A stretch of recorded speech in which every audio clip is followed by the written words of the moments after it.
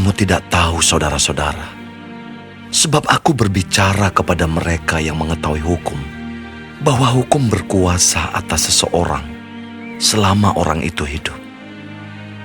Sebab seorang istri terikat oleh hukum kepada suaminya selama suaminya itu hidup. Akan tetapi apabila suaminya itu mati, bebaslah ia dari hukum yang mengikatnya kepada suaminya itu. Jadi selama suaminya hidup, ia dianggap berzina kalau ia menjadi istri laki-laki lain.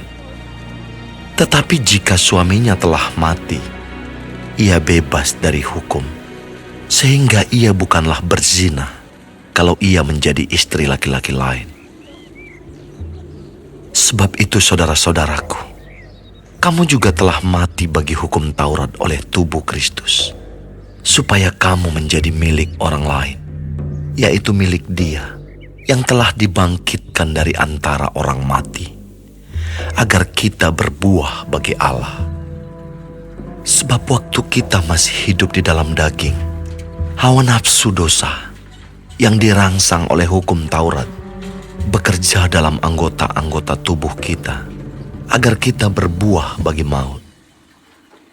Tetapi sekarang kita telah dibebaskan dari hukum Taurat, sebab kita telah mati bagi Dia yang mengurung kita, sehingga kita sekarang melayani dalam keadaan baru menurut roh, dan bukan dalam keadaan lama menurut huruf hukum Taurat. Jika demikian, apakah yang hendak kita katakan? Apakah hukum Taurat itu dosa? Sekali-kali tidak. Sebaliknya, justru oleh hukum Taurat aku telah mengenal dosa. Karena aku juga tidak tahu apa itu keinginan. Kalau hukum Taurat tidak mengatakan, jangan mengingini. Tetapi dalam perintah itu, dosa mendapat kesempatan untuk membangkitkan di dalam diriku rupa-rupa keinginan. Sebab tanpa hukum Taurat, dosa mati. Dahulu aku hidup tanpa hukum Taurat. Akan tetapi sesudah datang perintah itu, dosa mulai hidup. Sebaliknya aku mati. Dan perintah yang seharusnya membawa kepada hidup, ternyata bagiku justru membawa kepada kematian. Sebab dalam perintah itu, dosa mendapat kesempatan untuk menipu aku. Dan oleh perintah itu, ia membunuh aku. Jadi, hukum Taurat adalah kudus, dan perintah itu juga adalah kudus, benar dan baik. Jika demikian, adakah yang baik itu menjadi kematian bagiku? Sekali-kali tidak. Tetapi supaya nyata bahwa ia adalah dosa, maka dosa mempergunakan yang baik untuk mendatangkan kematian bagiku, supaya oleh perintah itu dosa lebih nyata lagi keadaannya sebagai dosa. Sebab kita tahu bahwa hukum Taurat adalah rohani, tetapi aku bersifat daging, terjual di bawah kuasa dosa. Sebab apa yang aku perbuat, aku tidak tahu. Karena bukan apa yang kukendaki yang aku perbuat, tetapi apa yang aku benci, itulah yang aku perbuat. Jadi jika aku perbuat apa yang tidak aku kehendaki, aku menyetujui bahwa hukum Taurat itu baik. Kalau demikian, bukan aku lagi yang memperbuatnya, tetapi dosa yang ada di dalam aku.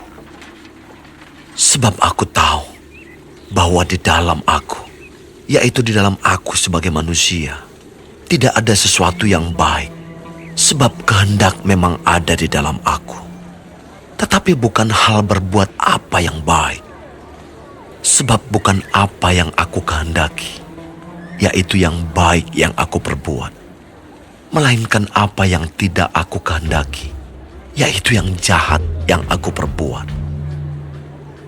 Jadi, Jika aku berbuat apa yang tidak aku kehendaki, maka bukan lagi aku yang memperbuatnya, tetapi dosa yang diam di dalam aku.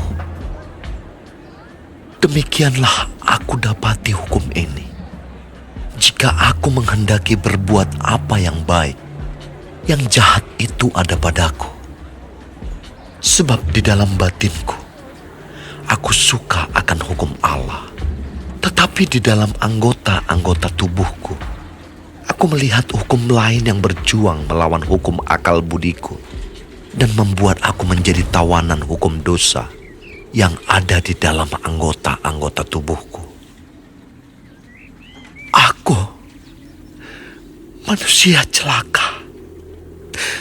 Siapakah yang akan melepaskan aku dari tubuh maut ini? Syukur kepada Allah oleh Yesus Kristus Tuhan kita. Jadi, dengan akal budiku aku melayani hukum Allah, tetapi dengan tubuh insaniku, aku melayani hukum dosa.